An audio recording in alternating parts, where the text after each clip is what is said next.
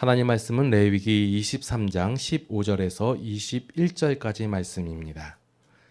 안식일 이튿날 곧 너희가 요제로 곡식단을 가져온 날부터 세어서 7 안식일의 수요를 채우고 7 안식일 이튿날까지 합하여 50일을 계수하여 새 소제를 여호와께 드리되 너희의 처소에서 10분의 2 에바로 만든 떡 2개를 가져다가 흔들지니 이는 고운 가루에 누룩을 넣어서 구운 것이요 이는 첫 요제로 여호와께 드리는 것이며 너희는 또 이 떡과 함께 1년 된 흠 없는 어린 양 7마리와 어린 수소 1마리와 수장 2마리를 드리되 이것들을 그 소제와 그 전제 제물과 함께 여호와께 드려서 번제로 삼을지니 이는 화제라 여호와께 향기로운 냄새며 또 수점소 하나로 속죄제를 드리며 1년 된 어린 순양 2마리를 화목제물로 드릴 것이요 제사장은 그 첫 이삭의 떡과 함께 그 2마리 어린 양을 여호와 앞에 흔들어서 요제를 삼을 것이요 이것들은 여호와께 드리는 성물이니 제사장에게 돌릴 것이며 이날에 너희는 너희 중에 성회를 공포하고 어떤 노동도 하지 말지니 이는 너희가 그 거주하는 각처에서 대대로 지킬 영원한 규례니라. 아멘. 맥추절의 영적 의미라는 제목을 가지고 이유진 목사님 말씀 증거하시겠습니다. 사람으로 태어난 후에는 잘 먹어야 큽니다. 저는 가난한 시절에 가난한 집 아들로 태어나서 못 얻어먹어서 키가 이렇게 많이 못 컸어요. 근데 우리 아들들은 좀 잘 먹였더니 저한테 비해서 좀 잘 먹였더니 저보다 다 큽니다. 영적인 하나님의 자녀들도 그렇습니다. 예수 그리스도의 복음을 듣고 예수님을 나의 구주로 영접한 다음부터는 말씀을 잘 먹어야 됩니다. 마태복음 4장에 보면 예수님이 이렇게 말씀하셨습니다. 사람이 떡으로만 살 것이 아니오. 떡이라고 그러니까 뭐 인절미 떡인가 그랬는데 우리나라로 말하면 밥이에요. 사람이 밥 먹는 것으로만 사는 것이 아니고 하나님의 입으로 나오는 말씀으로 살 것이니라 그렇게 말씀하였습니다. 그래서 영적으로 믿음이 성숙하려고 그러면은 말씀을 잘 받아 먹어야 믿음이 자랍니다. 아멘이십니까? 근데 너무 편식을 하면은 영양실조에 걸리게 됩니다. 요즘 교회들이 주로 신약을 많이 먹어요. 구약을 안 먹습니다.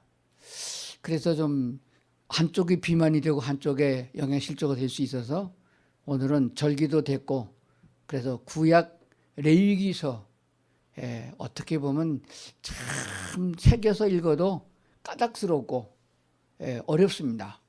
그래도 이런 걸 좀 먹어야 영양 보충이 되는 거니까 오늘은 별미를 드신다는 생각으로 잘 들으시면 은혜가 될 줄로 믿습니다. 먼저 지난번 6월 첫째 주일날 제가 설교할 때 잘못 말한 것이 있어요. 혹시 여러분 기억하시나 모르겠네요. 다 잊어버렸죠? 저는 제가 설교한 설교를 한 2-3번쯤 또 다시 들어봅니다. 그리고 설교할 적에는 은혜를 못 받았는데 제 설교를 제가 들으면서 또 은혜를 받습니다. 이 본교회 성도님들도 우리 이원열 담임 목사님의 설교를 주일날만 듣지 말고 유튜브에 올리니까 주간에 한 2-3번쯤은 또 들으셔야 그게 은혜가 될 줄로 믿습니다. 시키는 대로 순종하는 게 복이 있습니다. 쓸데없는 거 텔레비전 틀고 연속극 보고 희덕거리고 울고불고 하지 마시고 말씀 들으면서 아멘 하면서 은혜를 받으셔야 될 줄로 믿습니다.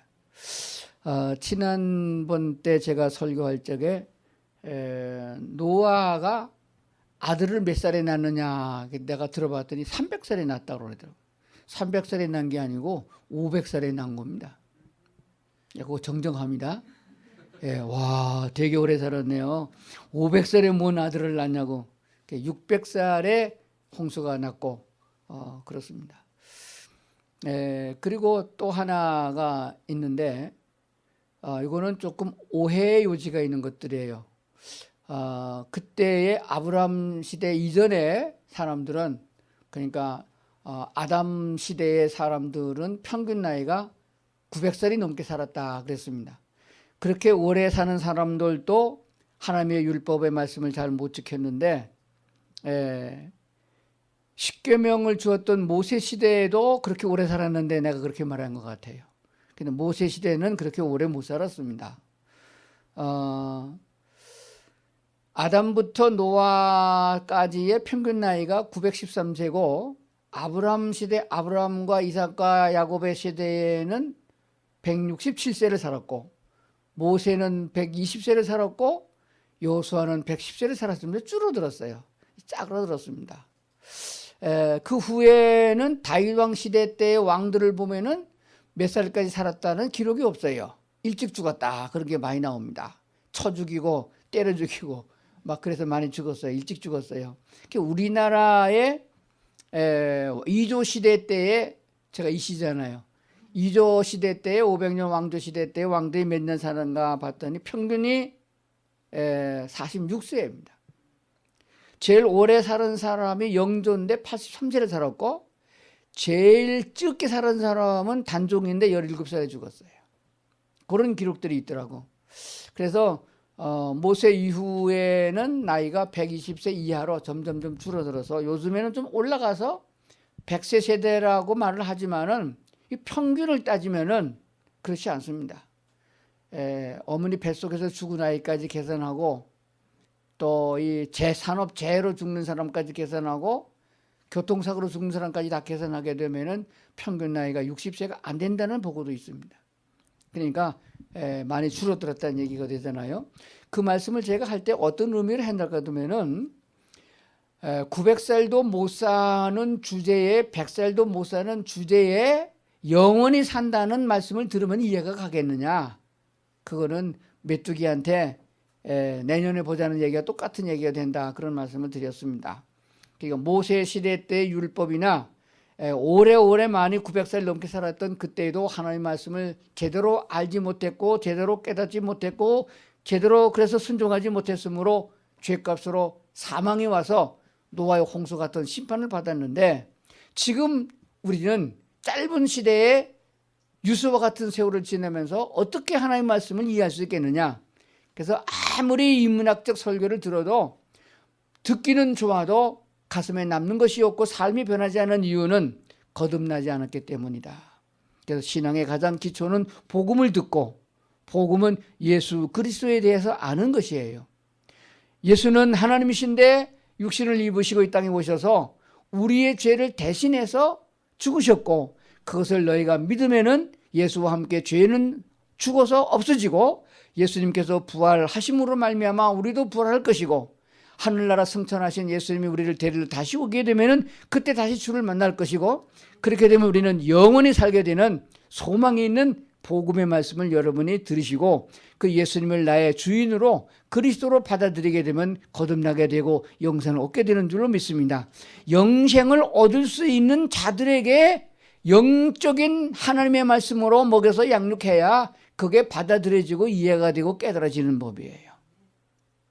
그래서 그런 말씀으로 드렸고 오늘은 하나님께서 부르신 자들, 택한 자들, 특히 하나님이 말씀하시는 유대인들, 이스라엘 백성들에게 주었던 율법과 또 그들에게 주었던 이 절기를 지키라는 이런 약속들이 오늘 우리와 무슨 상관이 있느냐 하는데 구약 성경은 신약 시대에 영생을 소유하고 믿음으로 살아가는 오늘 성도들에게 그림자로 보여준 것이며 거울로 보여준 것입니다. 고린도전서 10장에 보면은 이스라엘 백성들이 광야에서 홍해를 건넜고 시내산에서 율법을 받았고 그들이 광야에서 어려운 생활 속에서 죽을 수밖에 없고 살아날 기회가 전혀 없는 그런 사막지대에서 40년을 지내면서 하나님의 은혜로 말미암아 그들이 먹고 살아갔음을 보여주는 것들은 오늘 현대를 살고 있는 너희들에게 거울로 보여주는 것이다. 이렇게 고린도전서 10장에서 말씀하고 있습니다. 거울은 자기를 보게 하는 거예요. 참 신기합니다. 내 눈에서 제일 가까운 것은 내 얼굴인데 내 얼굴을 못 보고 삽니다. 여러분 지금 얼굴 자기 얼굴 보여요? 안 보입니다. 그래서 아내가 이쁘면 지도 이쁜 줄 압니다. 남편이 잘생겼으면 여자가 지도 잘생긴 줄 알아요. 남을 보기 때문에 그렇습니다. 그래서 자기를 보려고 하면 거울을 봐야 되는데 구약 성경은 신약 시대를 살고 있는 오늘 우리들에게 거울로 기록된 것이다. 그러면 거울을 보고서 자기를 고치는 거예요. 자기를 깨끗게 하고 고치고 머리 모양도 잘 만드는 것입니다. 구약 성경을 보면서 꼭 그래야 되느냐? 그럴 필요가 있느냐? 율법을 우리가 지키질 필요가 있느냐? 우리는 은혜의 시대에 살고 있고 죄가 다 용서받고 사함받았고 앞으로 짓는 죄도 용서받은 그런 축복받은 세대에 살고 있는 사람이 구약의 율법이 뭐가 필요하느냐? 절기는 무슨 절기 따위가 소용이 있느냐? 그렇게 하지 마시고 거울을 보시길 바랍니다. 거울을 보시면은 내게 유익하게 되는 거예요. 특히 맞선 보러 갈 적에는 거울을 잘 봐야 됩니다. 좋은 일이 있을 적에는 거울을 둬봐야 되는 것처럼 앞으로 좋은 날을 맞이할 수 있는 성도들에게는 구약 성경을 보고 깨달을 수 있어야 된다고 믿습니다. 그런데 오늘 주어지는 말씀 레위기를 다시 펴시길 바랍니다. 23장을 한번 읽고 또 우리가 15절부터 본문을 봤는데 내용 중에서 모르는 단어들이 많이 있을 것이고 이해를 못한 것이 많이 있어서 먼저 좀 설명을 드리겠습니다. 신구약 성경을 통틀어서 제일 중요한 성경 구절은 요한복음 3장 16절이라고 합니다. 하나님이 세상을 이처럼 사랑하사 독생자를 주셨으니 저를 믿는 자는 영생을 얻는다는 이 소중한 말씀이에요. 그런데 신구약 성경을 통틀어서 제일 삶에 있어서 기준이 되어지고 삶의 인도가 되어지고 하나님과 관계를 맺는 제일 중요한 성경이 어디냐고 물으면 레위기서입니다. 그런 얘기 못 들어보셨죠? 레위기가 그만큼 중요합니다. 레위기는 하나님을 만날 수 있는 제사법을 가리키고 있는데 지금도 꼭 같습니다. 의미로 신약 성서에 부여하는 영적 의미를 깨달으면 레위기서가 이해가 되어지고 확실하게 깨달아지며 하나님과 나와 어떤 관계가 있느냐 하는 것을 알게 되어지는 것입니다. 레위기서는 5가지의 제사를 설명하고 있습니다. 몇 가지 제사요? 5가지. 아시는 대로 제일 먼저 제사는 무슨 제사 것입니까? 레위기서 2장에 나옵니다. 제일 먼저 나오는 성경부터 보면 번제라는 제사가 나옵니다. 따라합니다. 번제. 두 번째 제사는 나중에 순서대로 안 합니다. 속죄제가 있습니다. 속죄제. 따라하세요. 속죄제. 세 번째는 속건제가 있습니다. 속건제. 따라하세요. 속건제. 그 다음에 네 번째 제사는 뭐가 있을까요? 화목제가 있습니다. 그 다음에 5번째 제사는 소제가 있는데 사실은 성경에서는 이 소제가 여기에 와 있어요. 2번째 와 있어요. 번제는 간단히 말하면 번제는 하나님께 드리는 제사입니다. 양이나 소를 정해져 있는 제물을 드리는데 다 태워서 하나님께 드려요. 사람이 먹을 게 없어요. 소제는 하나님께만 드리는, 번제는 하나님께만 드리는 제사입니다. 이스라엘 백성들은 아침에도 오전에도 번제를 드렸고 저녁 때도 번제를 드렸습니다. 그래서 오전에 드리는 번제를 상번제, 오후에 드리는 예배 제사를 하번제 이렇게 드렸습니다. 그 다음에 속죄제는 우리가 죄를 졌다가 말씀을 듣고 깨달으면은 말씀을 누구한테 들어요? 구약에 누구한테 들어요? 선지자한테 듣습니다. 선지자가 죄를 깨닫게 해주십니다. 깨닫게 되면 속죄제를 드려서 하나님께 제사를 드려서 죄가 속죄하게 되는 제사예요. 그 다음에 속건제는 내가 사람에게 지은 죄가 아니고 하나님을 제사할 때 드리는 제사가 있어요. 성물을 먹지 말라 먹으면 성물을 먹었다든지 제단의 마음대로 들어갔다든지 제단불을 만졌다든지 이런 교회 안에서 성막 안에서 범죄해야 되는 영적인 죄가 있습니다. 사람이 보기에는 아무 죄도 아니에요. 그런데 그런 죄가 있습니다. 그 죄를 범했을 때 드린 죄가 속건제고 화목제는 사람과 사람 사이에 무언가 잘못해서 하나님께 벌을 받았을 적에 그를 깨닫고 하나님께 드린 죄가 화목제가 되집니다. 예를 들어서 옆집에 있는 애가 사람 하나 죽였어요. 남의 집이에요. 나하고 아무 관계가 없어요. 그런데 나도 그것을 보게 되면 화목제를 제사를 드려야 돼요. 왜냐하면 내가 그 아이를 잘 돌보지 않아서 그랬다. 그 책임이 내게 있는 거예요. 동네 사람이 굶어 죽은 것도 내가 그를 구제 않아서 죽은 거니까 내 잘못이 있는 거예요. 이렇게 유대인들은 공동체 생활을 하게 되어집니다. 그래서 온 동네 사람이, 온 가족들이, 온 가족, 이웃 사람들이 그렇게 작은 데서 시작해서 자기 마을 동지파 전체까지 이르러까지가 화목하게 지내야 된다. 친하게 지내야 된다. 그렇게 말하고 있는 것이 화목제입니다. 근데 소제라는 제, 그래서 번제, 속제제, 속건제, 화목제 이 네 가지 제사는 제물이 다 살아있는 생축이어야 됩니다. 양이 제일 많았고 소가 들어갔고 염소도 들어가고 만약에 가난해서 그런 게 들을 수 없으면은 비둘기라도 갖다 드려야 됩니다. 집비둘기가 없으면 산비둘기들을 잡아서 제사를 지내야 돼요. 그냥 공짜로 드리는 제사가 없다 그 말이에요. 그래서 그것은 다 피의 제사요. 피는 하나님께 드리는 제사가 되어집니다. 근데 번제를 제외하고 이렇게 속제제, 속건제, 화목제 제사들은 그 고기를 사람들이 나눠 먹습니다. 하나님께는 기름기 있는 거 하고 피만 하나님께 드리고 나머지는 사람들이 먹게 돼 있어요. 그래서 제사를 드릴수록 먹을 건 많아집니다. 그 다음에 소제라는 제사는 단독으로 드리는 제사가 아니에요. 소제만 드릴 수가 있는 건 아닙니다. 혹시 여러분들 우리나라 그 미신적인 제사를 드릴 적에 지방을 써가지고 나중에 맨 끝에 그걸 촛불에서 태워가지고 이렇게 올리는 거 보셨어요? 그래서 뭐라고 말해요? 뭐라고 말 안 합니까?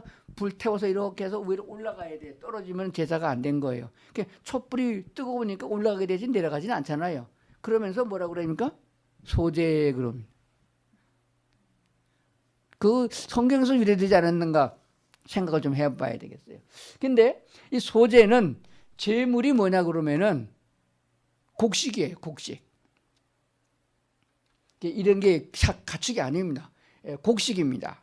밀이나 보리나 같은 거를 곱게 갈아서 밀가루로 만들어서 밀가루만 들으면은 어떤 때는 그 밀가루 한 움큼을 갖다가 속죄제에 넣어서 뿌려서 제사를 드리기도 하는데 소제에는 이걸 갖다가 기름으로 반죽을 해가지고 번철에다가 구워서 또는 삶아가지고 소제로 드리는 제사가 있습니다.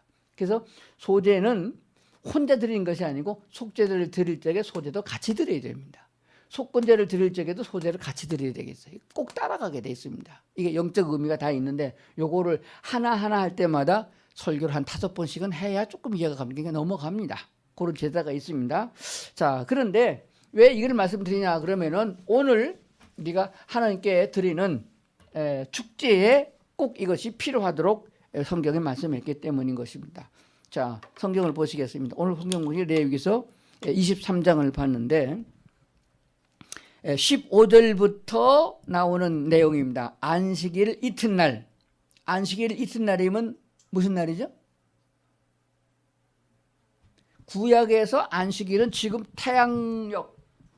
태양력은 일월화수목금토 되는 것이에요. 태양력으로 보게 되면은 토요일입니다. 토요일 날 다음 날은 지금 우리가 지키는 주일인데 구약 성경에는 주일이라는 말을 쓰지 않았고 제8일이라는 말을 썼습니다. 유대인들에게는 8일이 없어요. 하루, 이틀, 사흘, 나흘, 닷새, 여섯, 일에 지나면 다시 하루가 돼버려요.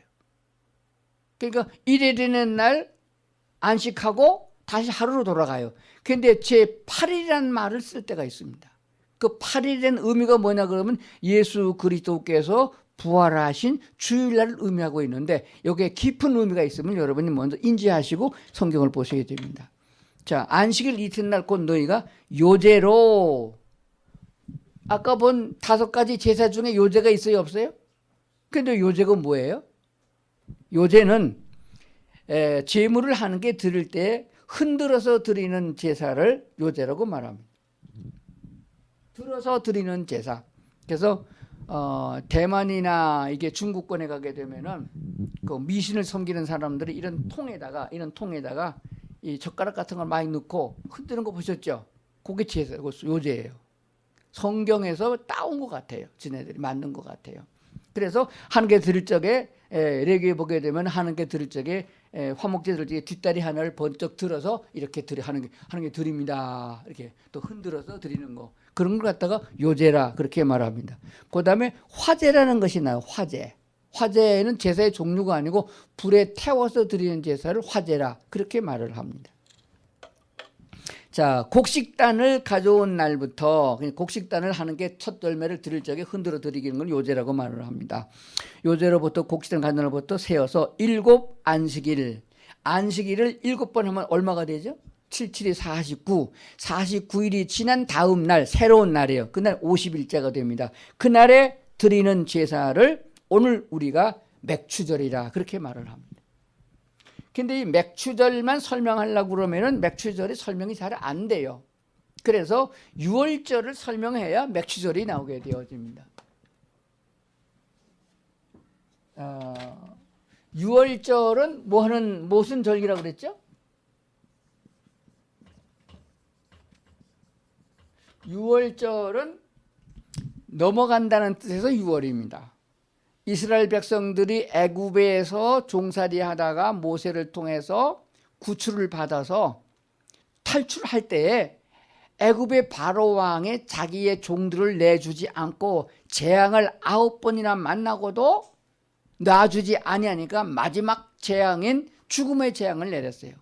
장자는 다 죽이는, 짐승이든 사람이든 장자는 무조건 다 죽이는 재앙에서 하나님이 모세에게 명하기를 유대인들 내 백성 너희들은 양을 잡아서 문설주에 이렇게 뺑뺑 돌아가는 문 인방과 문설 다 바르고 방 안에 있으면은 죽음의 천사가 왔을 때에 그 집에 피가 있음을 보면 그 집을 넘어가고 다른 집으로 간다. 그 넘는다는 뜻이 6월이에요. 6월절입니다. 근데 이 6월절은 다시 말하면은 우리가 죄에서 구원을 받은, 그래서 사람을 살리기 위하고 양이 대신 죽은 거예요. 피를 얻어야 되니까. 피를 바르려면 양을 잡아야 되잖아요. 그래서 사람 대신 사람이 죽을 사람을 대신해서 죽은 어린 양을 나중에 예수 그리스도께서 내가 죽어야 될 자리를 나를 살리시려고 대신 죽은 예수 그리스도를 상징하고 있는 그것을 기념하는 절기가 유월절이 되어집니다. 그러면 유월절을 설명하기 전에 날짜에 대한 개념이 또 있어서 그것을 조금 봐야 됩니다. 자, 성경을 한번 찾으시겠습니다. 출애굽기 12장을 보겠습니다. 출애굽기 12장.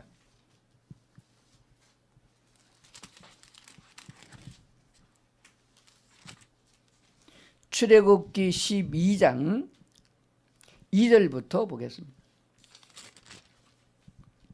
너희는 이스라엘 온 회중에게 말하여 이르라.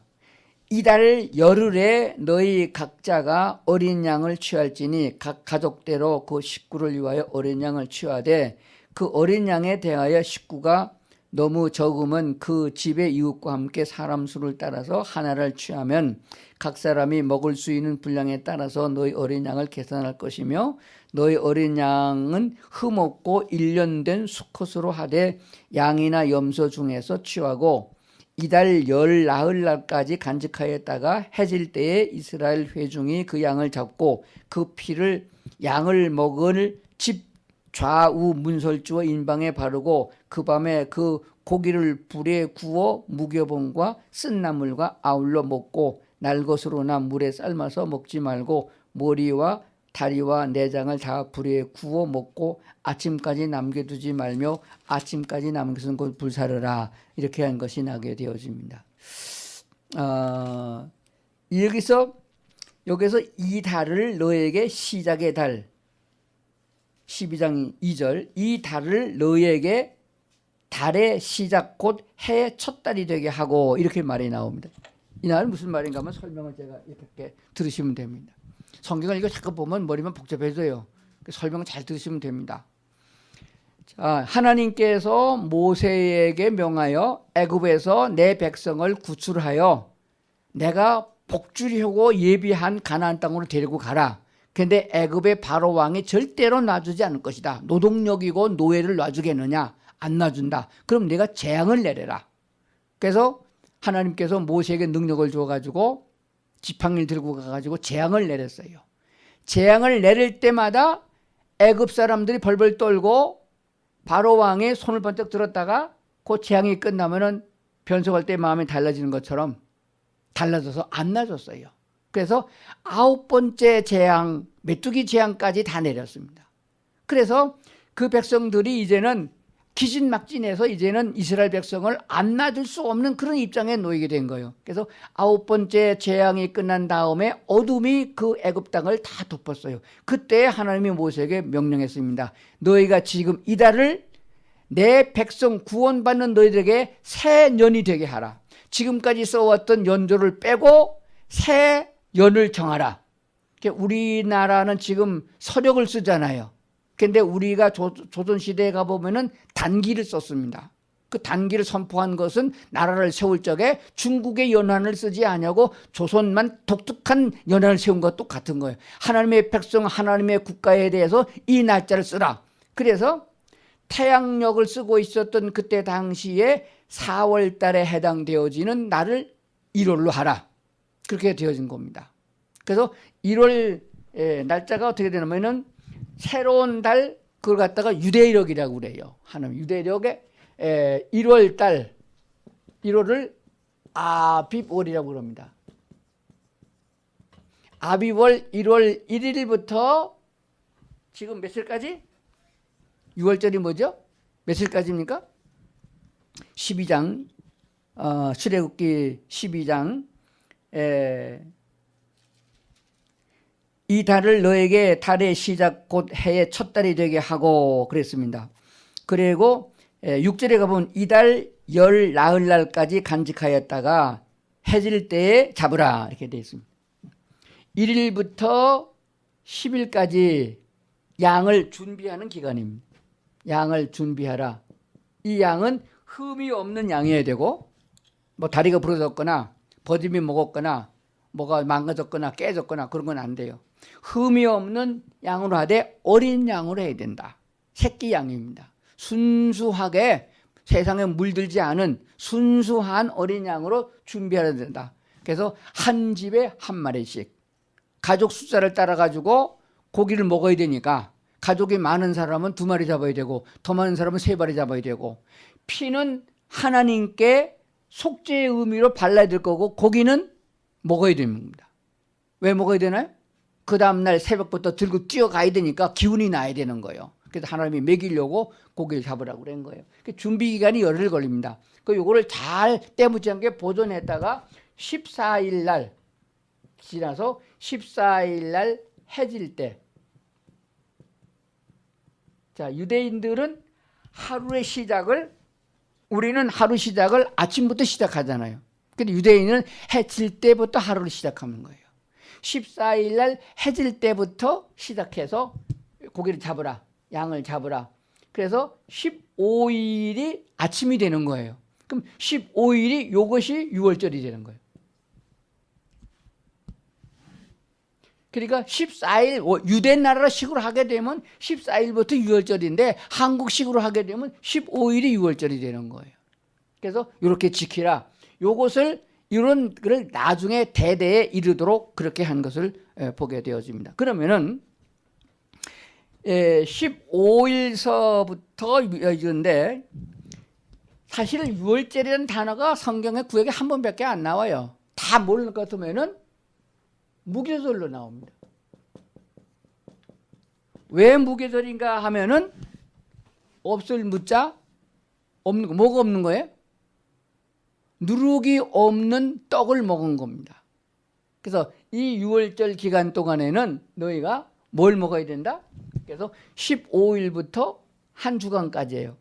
그럼 15, 16, 17, 18, 19, 20, 21일. 하나, 둘, 셋, 넷, 다섯, 여섯, 7개. 요게 이제 한 주간이 되는 거예요. 해질 때까지입니다. 우리나라식으로 계산한 거예요. 자, 여기 날짜가 왜 필요하느냐 하는 걸 지금 좀 더 설명할게요. 그래서 이 기간 동안에는 6월절을 지키라. 6월절은 15일인데 무교절을 지켜야 되기 때문에 한 주간을 6월절을 지키는 거예요. 그래서 6월절이라고 안 그래고 무교절이라 그렇게 말합니다. 이 기간 동안에는 누룩을 넣지 않고 만든 빵을 먹어야 하며 쓴 나물을 먹어야 된다. 그럼 왜 그러냐? 너희들이 애굽에 있을 때에 하나님께서 14일 날 밤에 양을 잡아가지고 그날 밤에 뭐가 생겼느냐? 애굽의 집집마다 초상이 다 일어났어요. 그런데 하나님의 백성들은 양의 피를 발랐기 때문에 죽음이 없었단 말이에요. 그리고 새벽에 동트기 전에 바로 왕이 아주 강력하게 다 나가라고 몰아버렸어요. 그래서 빵이 누룩을 넣어서 부풀어 올라서 옛날에 우리 어머니 보니까 밀가루에다가 누룩을 넣어서 반죽해가지고 아름목에다 이불 덮어놓게 되면은 밤새도록 부풀어 아침에 한 6시, 7시 되면 그게 빵 만들 수, 찔 수 있는 게 된단 말이에요. 근데 그러기 전에 떠나야 되기 때문에 부풀어 오르지 않은, 발효되지 않은 빵을 보자기에다 싸가지고 그놈을 들러매고 그냥 나왔다 그 말이에요. 그래서 이것을 기념하는 그 다른 사람들은 이 6월절 기간, 무교절 기간에는 누룩을 아예 없게 만들어라. 그래서 6월절을 지키는 방법 중에 첫 번째가 뭐냐면 너의 집안에 아예 누룩이 없도록 다 치워야 된다. 누룩을 다 치워야 된다. 그리고 그들은 이 기간 동안에는 아무 일도 하지 말고 노동을 하지 말고 쉬면서 하나님만 생각하고 6월절만 생각하라. 그렇게 되어집니다. 그래서 쓴 나물과 더불어서 고통의 날을 생각하면서 무교절에 누룩 없는 빵을 먹어야 된다. 근데 사실 우리는 이렇게 듣고 있으니까 별 실감이 안 나는데, 빵을 먹을 때 지금도 빵집에서 이스트를 사용하지 않고 만든 빵을 팔면은 팔려요, 안 팔려요? 먹어본 적이 있나요? 지금도 가끔 가다 보면은 맛있다고 쑥떡을 만드는 분들이 있어요. 그냥 밀가루, 쌀가루에다가 쑥만 넣어가지고서. 그런데 거기다가 설탕도 안 넣고 소금만 넣고 그리고 꾹 눌러서 개떡을 만들어가지고 먹으면 그거 먹을 맛이 안 납니다. 빵집에서는 다 이스트를 넣어서 잘 부풀어 오르게 해가지고 아주 맛있게 만들어서 식품 첨가물을 넣어서 만들어 먹거든요. 그런데 이 무교절 기간 동안에는 너희가 어떻게 구원을 받았으며 어떻게 해서 하나님의 은혜를 입었으며 애굽에서 탈출했는가를 기념하기 위해서 무교절을 지켜야 되고 6월절을 지켜야 되는데, 이 기간 동안에는 이렇게 무교병을 먹도록 그렇게 절기한 것을 보게 되어집니다. 그런데 6월절 기간 중에 16일이 있습니다. 첫째 날이 딱 지나면서 두 번째 날 16일이 여기 뭐 초실절입니다.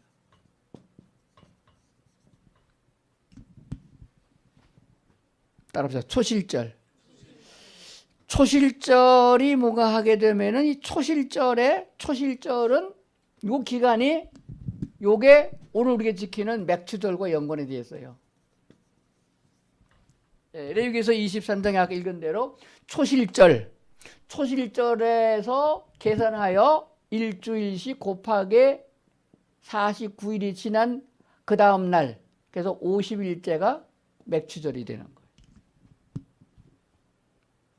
그러면 절기로 봤을 적에 유대력으로 보면은 1월달이지만은 우리가 지금 쓰고 있는 태양력으로 양력으로 보게 되어지면 이것이 몇 월이 이렇게 되면은 6월절은 4월이 되어집니다. 그래서 거기다가 50일, 유대인들은 우리가 같이 30일 한 달이 아니에요. 보통 25일 계산되어집니다. 그렇게 되면은 50일 하게 되면은 거의 2달이 넘는 기간이 되거든요. 그걸 지나게 되면은 지금 보리를 추수할 때가 딱 되는 거예요. 그래서 초실절이 뭐냐 그러면은 보리 농사가 유대인들이 주로 먹는 주식에 제일 첫 번째 얻어지는 곡식이 뭐냐 그러면 보리입니다. 그래서 제일 먼저 보리를 농사를 지었으면은 하나님께 초실절 제사를 드리기 전에 너희가 먹으면 안 된다. 절대로 먹으면 안 돼. 먹으면 다 죽는다 그랬어요. 그래서 하나님 앞에 제일 먼저 곡식단 한 단을 걷어다가 제사장에 가져가고 제사장은 그거를 흔들어서 요제로 삼아서 하나님께 제사를 지내게 됐습니다. 그런 다음에 너희가 새 곡식을 먹게 되어 있어요. 그러면 곡식을 다 보리를 늦게 심는 사람도 있고 일찍 심는 사람도 있고 햇빛이 잘 드는 곳에는 농사가 일찍 되고 차이가 납니다. 그래서 넉넉하게 보리 농사랑 밀 농사를 다 지어서 타작을 다 끝나고 완성될 때까지가 한 2달 걸리는 거예요. 그때가 뭐냐? 우리가 지켜야 되는 지금 맥추절이 되어지는 거예요. 자, 그러면은 맥추절을 다른 말로 하게 되면 무슨 달이 되나요? 7이 몇 번이에요?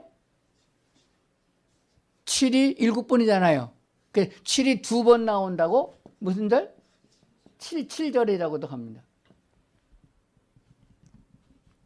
그리고 신약에서는 여기다 하나를 더 보탰어요. 예수 그리스도께서 죽은 자 가운데서 부활하신 후 며칠 동안 제자들에게 나타나셨다가 다른 일을 하셨다가 하늘나라로 올라가셨나요? 혹시 아시나요? 예수님이 부활하신 후 며칠 동안 땅에 계시다가 승천하셨나요? 기억 본 적이 없으십니까? 40일간입니다. 사도행전에 보면 40일 동안 땅에 계셨다고 기록하고 있습니다. 40일 동안 계시고 올라가시면서 사도행전 1장에 보니까 너희는 예루살렘을 떠나지 말고 내가 너에게 주로 약속한 받을 바 성령을 기다리라 약속하셨습니다. 그 날짜가 없어요. 기다리라. 그래서 승천하신 예수님이 하늘로 올라가서 구름이 가로등까지 쳐다보고 있다가 그 약속을 지키기 위해서 마가의 다락방에 모여서 열심히 성령 받기를 위해서 약속을 받기 위해서 기도했습니다. 얼마 만에 성령이 임했나? 이 성령은 그냥 성령이 아니고 보혜사 성령을 말합니다. 예수님께서 이 성령을 보내기 전에도 성령이 역사하셨는데 그때는 성신의 성령을 말하고 이 예수님이 보내주기로 약속한 이 성령은 너희를 도와주는 너희가 하나님의 뜻을 따라 이해할 수 있는 하나님이신데 그는 보혜사 성령이다 라고 말씀하는데 이 성령이 언제 임했까 하면 10일 만에 임했습니다. 예수님이 땅에 계시던 40일에다가 10일을 더하게 되면 이게 뭐냐면 50일이 됩니다. 50일째 성령이 강림하셨어요. 그래서 성령 강림절이라 이렇게 말합니다. 이해하고 보세요. 이게 옆으로는 안 써지네.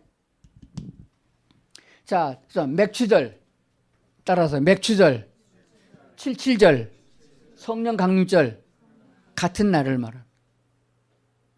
자, 그러면 이 맥추절은 어디부터 유래가 되어진다? 6월절의 초실절에서부터 시작이 되어지는 겁니다. 초실절에서부터 유대인들의 숫자는 7은 완전한 숫자를 말합니다. 이 완전한 숫자는 땅의 숫자인 4에다가 동서남북이 4잖아요. 땅의 숫자가. 하늘의 숫자, 성부, 성자, 성령을 합하면 7이 돼요. 그래서 7을 완전한 숫자로 그렇게 말합니다. 완전한 7이 일주일이 되어집니다. 이것을 더욱 완전하게 아주 흠없고 부족하면 그 아주 완벽한 77이 49일을 지나서 넉넉하게 채워준 그 다음 날 50일째가 바로 77절이며 성령 강림절이며 맥추절이 되어진다 하는 것입니다. 자, 그러면은 이건 이제 지금 쭉 지적한 건 그래도 간단하게 설명한 게 이거예요. 이거 다 지우고 오늘 얘기를 들어야 됩니다. 자, 6월절에는 이스라엘 백성이 6월절을 지키면은 좋아요, 나빠요? 지금 지키면은 애들이 특히 애들 기준으로 봅시다. 애들 6월절 지키면 좋아요, 나빠요? 6월절 절기도 있고 맥추절, 추수감사절도 있는데 추수감사절보다도 맥추절이 훨씬 더 좋은 거예요. 추수감사절을 수장절이라고 그러는데 수장절 나중에 또 기회가 좀 말씀드릴게요. 그때는 3주간 동안 지킵니다. 3주간 동안. 그래서 지금 미국에 가게 되면 추수감사 휴가를 3주간을 줍니다. 그 성경대로. 근데 그 중에 한 주간은 초막절이라고 그래가지고 집에서 자는 게 아파트 다 내놓고 빌라 홀 다 내놓고 길바닥에서 천막 치고 사는 주간이에요. 그래서 그날은 또 무교병을 먹으며 쓴나물을 먹으면서 이 6월절을 고통에 생각하면 그 추수감사하는 그때도 그걸 지킨단 말이에요. 6월절에는 무슨 뭘 먹느냐? 6월절에는 무교병을 먹었어요. 그런데 오늘 성경을 다시 보십시다. 레위기서 23장.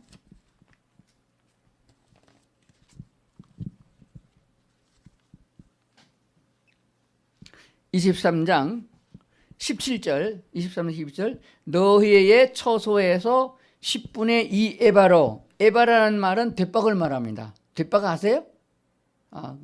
부피를 대는 겁니다. 에바로 만든 떡 2개를 가져다가 흔들지니 이는 고운 가루에 누룩을 넣어서 구운 것이요. 누룩이 들어갔어요? 안 들어갔어요? 자, 맥추절에 드리는 제사는 유교병입니다. 이거는 누룩이 안 들어간, 이스트가 안 들어간, 우리나라 말하면 개떡이요. 맥추절에 먹는 음식은 유교병이니까 누룩을 넣었으니까 지금 말하면은 아주 최상급의 발효된 빵입니다. 아주 좋은 빵이에요. 자, 6월절 오는 게 애들이 좋겠어요? 맥주들이 좋겠어요? 6월절은 다 자기 스스로가 자기를 괴롭게 해야 돼요. 안 하면 대가 끊어진다고 그랬어요. 그러니까 쓴 나물 먹어야 되고 개떡 먹어야 되고 얼마나 고통스러워요. 그리고 우리 조상들이 그 고생을 했구나. 6.25 얘기하면 애들이 아버지 그 얘기 그만 좀 해 그런다 요즘 애들. 먹을 게 없어서요. 그냥 감자도 못 먹으니까 아 이거 감자 없으면 라면 먹지 뭐 그러네 그런 애들한테 뭐 6월절이 재밌겠어요. 그런데 이 맥주절은 뭐예요? 누룩을 넣어서 만들어라. 그래서 좋은 빵을 먹어라. 이렇게 되어집니다. 그렇게 되었습니다. 그런데 이 맥주절에 하나님이 주신 이 동기가 뭐냐 그러면은 너희가 애굽 땅에서 나와서 광야 40년을 지나서 드디어 가나안 땅에 들어갔다. 그래서 여호수아서에 보게 되면은 가나안 땅에 처음에 착 들어와서 제일 먼저 싸운 성이 어느 성이면은 여리고 성이잖아요. 여리고 성을 함락하기 전에 할례를 받았어요. 그래서 할례 받은 것이 아픈 것에 낫는 기간 중에 6월절을 만나게 됩니다. 거기서 6월절을 지나고 6월절 14일 지나고 15일 날 그들은 금식을 했습니다. 그러니까 그리고 16일 날 새날이 되었는데 그날 가서 만나를 먹으러 보니까 만나가 없어요. 만나가 끊어졌어요. 그래서 그 땅에 양식을 먹게 하셨습니다. 그래서 여리고서를 함락하고 그 다음에 아이성을 함락하고 그 땅에 다 전쟁을 통해서 전쟁을 마치고 나니까 맥주절이 된 거예요. 그래서 가나안 땅에 들어와서 전쟁을 끝나고 기업을 다 제비 뽑아서 자기 땅을 다 차지하고 그 나라 사람들이 지었던 농사와 이스라엘 백성들이 같이 했던 첫 농사를 지어가지고 맥주절을 지키게 됐다고요. 그러면 무슨 날이 돼요? 축제의 날이 됩니다. 아주 가장 큰 축제의 날이 맥주절이 되어지는데 이 맥주절은 이스라엘 백성들이 자기네만 먹고 살려고 했던 것이 아닙니다. 하나님의 방식은 항상 우리라는 단어를 사용했습니다. 공동체. 예수님께서 기도를 가르쳐 줄 적에도 너희는 이렇게 기도하라. 주기도문에서 제일 먼저 뭐가 나오냐? 하늘에 계신 우리 아버지, 내 아버지가 아니에요. 근데 이 세종누림교회 보게 되면은 오늘도 세종교회 다짐을 읽었는데 거기 보면 조금 걸리는 단어가 있어요. 근데 그걸 잘 이해를 하시게 됩니다. 뭐가 있나 하게 되면은 이렇게 나와요. 세종누림 성도는 하나님 말씀을 배우고 하나님 축복을 누리고 어떻게 누립니까? 우리만 먹고 우리만 잘 먹고 우리만 잘 살자 그렇게 생각할 수가 있어요. 이게 절대 아닙니다. 그 하나 가로하고 마음속에 넣으세요. 우리 모두 같이. 자, 우리 모두 같이면 어디까지 말하나요? 속은머리가 좁은 사람은 내 새끼만 다지고 속이 좀 넓은 사람은 교회로 말하게 되면 우리 구역 식구들 좀 더 커지면 우리 교회 그럽니다. 하나님은 우리 교회만 우리라고 안 합니다. 우리가 손을 펼 수 있는 데까지 넓게 펴줘야 돼요. 그래서 오늘 성경 안 읽었는데 레위기서 23장 좀 보십시다. 자, 21절까지 아까 바꿨는데 아무 노동도 하지 말고 제물로 드렸던 고기를 동네 사람과 더불어서 나눠서 먹고 즐기라 그런 말이 되죠. 이 제물이 보게 되면요 번제를 빼놓고도요 소가 몇 마리인지 모르겠고 양이 몇 마리 엄청 많이 잡았어요. 그래서 동네 사람들이 먹고 잔치하게 했는데 21절에 그 거주하는 각처에서 대대로 지킬 영원한 규례니라 하고 22절에 같이 보겠습니다. 시작. 너의 땅에 곡물을 벨 때에 반 모퉁이까지 다 베지 말며 떨어진 것을 줍지 말고 그것을 가난한 자와 거류민을 위하여 남겨두라. 나는 너희의 하나님 여호와니라. 이 맥주절에 대하여 하나님께 절기를 지키라, 양을 잡아라, 소를 잡아라, 잔치를 베풀어라, 누룩 넣은 좋은 최상급의 빵을 먹으면서 잔치를 베풀어라, 축제를 하라 하면서 마지막에 22절에서 한 말씀이 뭐냐 그러면 너희가 밭에 곡식 있잖아요. 그죠? 지금 보리 농사를 짓는 농토에서 밭이 만약에 이렇게 생겼다고 칩시다. 자, 모퉁이는 몇 개가 나올까요? 모퉁이에 있는 곡식은 다 베지 말아라. 요즘으로 말하면 트랙터로 비면 모퉁이는 안 베요. 그런데 우리나라 사람은 지금 트랙터로 비고도 모퉁이까지 낫으로 다 비어 가져갑니다. 그러면 이제 모퉁이 하게 되면 모퉁이를 남기게 되면은 어떤 모양이 되냐면 요렇게 요게 모퉁이가 돼요. 근데 농토가 반듯한 게 아니고 농토가 만약에 이런 땅이면은 모퉁이는 더 많아질 거예요. 자, 그래서 제가 이 문헌을 봤더니 수학자에게 의뢰해서 정사각형의 원형을 그리고 모퉁이 땅의 넓이가 얼마나 됐나 봤더니 25%가 나오더라고요. 여러분의 총 생산량의 25%는 네가 먹지 말고 이웃을 위하여 나그네를 위해서 남겨두라. 그 얘기예요. 지금 현대식으로 말하면 내가 받는 소산에서 25%는 구제하라 그 말이에요. 월급 받는데 25% 구제해요? 이건 우리의 제시사항입니다. 기준치예요. 최소한도 이건 지켜라. 그래서 저는 생각해 봤습니다. 나는 목사하면서 하나님께 25%를 드렸는가? 25%는 넘는 것 같아요. 그러니까 하나님께 드리는 것들에 대해서 인색함이나 억지로 하지 말지니라고 했으면서도 불구하고 이런 축제의 절기에 하나님의 유월절의 은혜를 생각하라. 이거 어찌 내가 얻었느냐? 이 땅을 내가 어찌 내가 그냥 얻었느냐? 하나님이 다 주지 않느냐? 생명도 너에게 줬고 땅도 너에게 줬고 성도 너에게 줬고 곡식도 나에게 주지 않느냐? 이른 비 늦은 비도 내가 다 너에게 주지 않느냐? 다 내 거 아니냐? 그러니까 너희는 이 정도는 남겨두어서 너희 가운데 가난한 자와 고아와 과부를 그들은 도움을 받지 않으면 살 수 없는 자들이 너희 이웃에 있다. 그들을 도와야 된다. 이게 기독교의 진리라는 거예요. 하나님께부터 먼저 은혜를 받았고 먼저 생명을 얻었으면은 다른 죽어가는 영혼도 구원하는 게 전도요. 다른 불쌍한 사람을 도와주는 것도 하나님의 사랑을 베푸는 것이니 바로 그것이 하나님의 자녀된 자의 도리라 하는 것을 성경에 가르쳐주고 있습니다. 이제 뭐 막 믿음 시작한 초신자들에게 이걸 하게 되면 어렵지만은 앞으로 성경이 이렇게 기준을 정했으니 나도 이렇게 따라갈 수 있도록 나도 믿음을 주시옵소서. 그러면 하나님께서 넉넉하게 채워주심을 따라서 이렇게 나누어주고도 또 먹을 것이 있도록 하는 것을 우리가 체험하게 되는 줄로 믿습니다. 하나님의 사랑은 이렇게 절기 속에서 구약에서부터 신약에 이르기까지 결국은 우리를 이끄시는 목적이 뭐냐면 말씀에 성경을 주신 말씀의 목적이 뭐냐 그러면 영원히 사는 영생의 세계에서까지 하나님과 더불어 사는 그런 세계를 우리에게 주시고 있기 때문에 이 말씀을 주신 줄로 믿습니다. 어렵습니까? 이해가 됐나요? 예, 다음 달에 한번 재탕을 하도록 하겠습니다. 기도하겠습니다. 하나님 아버지, 우리가 알지 못했던 그때 우리를 아셨고 우리를 만드셨고 생명을 주어 이 땅에 태어나게 하셔서 살아가게 하셨는데 멸망의 자리에서 그리스도 예수의 복음을 듣고 구원받게 해주신 것을 감사합니다. 구원받은 자가 더군다나 이 땅에서 받은 축복이 얼마나 많은지요. 건강의 복을 주셨고 재물의 복을 주셨고 지혜의 복을 주셨고 이웃과의 사랑의 복도 화목의 복도 주셨으니 주신 복을 이웃과 더불어 나누는 풍성함이 있도록 축복해 주시옵소서. 우리 하나님께서 이 맥추절의 의미를 허락하셨사오니 깨달아 알게 하시고 그 가운데 하나님이 말씀하신 대로 우리가 하나님을 기쁘시게 하고 영화롭게 할 수 있는 믿음을 가진 저희들이 되도록 인도해 주시고 이 세종누린교회가 그렇게 풍성한 교회가 되도록 축복해 주시옵소서. 예수님 이름으로 기도드리옵나이다. 아멘.